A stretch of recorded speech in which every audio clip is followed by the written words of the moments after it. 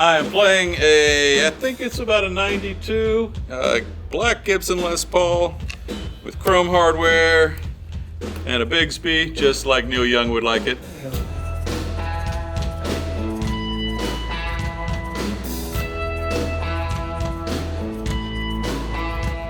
So my first really good guitar was a black Les Paul, which my parents graciously bought for me when I was 16 and undeserving of a guitar like that. It was a wonderful guitar, and then about 10 years later it got stolen. Someone broke into my apartment when I was still an apartment person and took that and a Martin 12 string and a 12 pack of beer. I still to this day carry the serial number around in my wallet in case like I come across one in a pawn shop or whatever. I'm buying that guitar. So when I started this band about 5 years ago, it was Harvest Moon, a Neil Young tribute, and we kind of morphed into a CSNY tribute with a heavy emphasis on the Y. So Neil, of course, always played, has his old Black Beauty or Blackie or whatever he calls it. So I sought this one out and found it online. And with the Bigsby? No, I actually added the Bigsby myself. There's a little kit you can buy now, so you don't have to drill the holes. Oh, really? Yeah. That's so all of this, you just take the bridge off. You replace it with this kind of bridge attachment. Nice. This goes right through the strap lock on the back, and that screws down. And amazingly, and it stays in tune. And everybody says never put a Bigsby on a Les Paul, and they're probably mostly right. And at first, I had some real keeping it in tune issues. All right.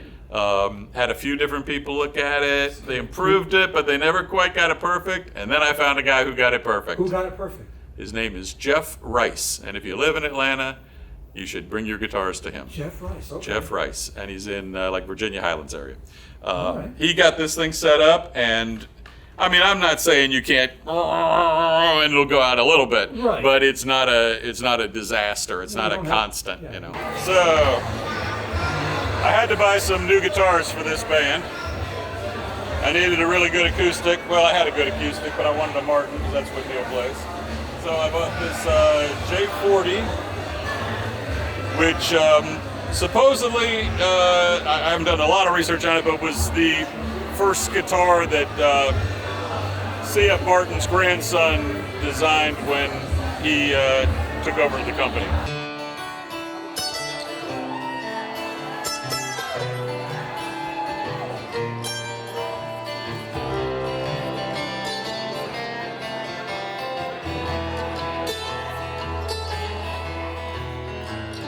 So I bought this from a guy. I love it. It's got a really big sound. Plays great, and I've wanted a Martin 6-string for a while, so finally got one. I like the head on it. Yeah. Yeah, it's pretty, right? So that's my main acoustic. Okay. Then from my earlier story about stealing my Martin 12-string, I had to get a new one of those again too.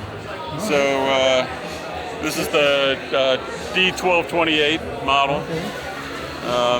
Beautiful big sounding guitar. I've used that on Southern Cross, sounds great. Stephen Stills played a 12-string a lot.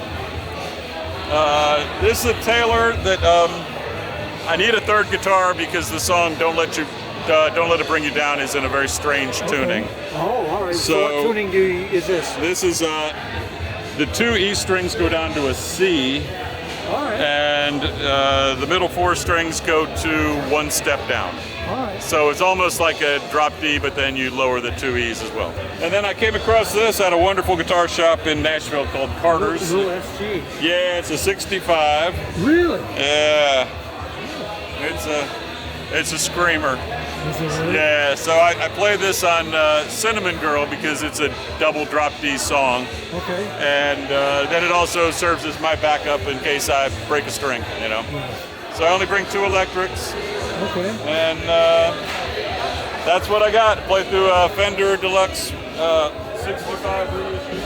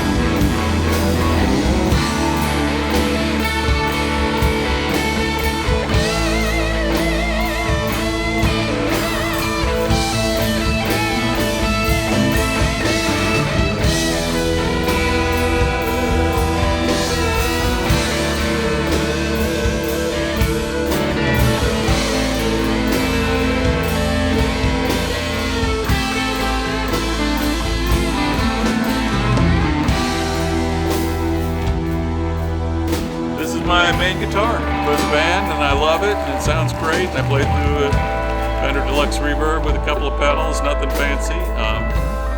And it's good to have a black Les Paul back.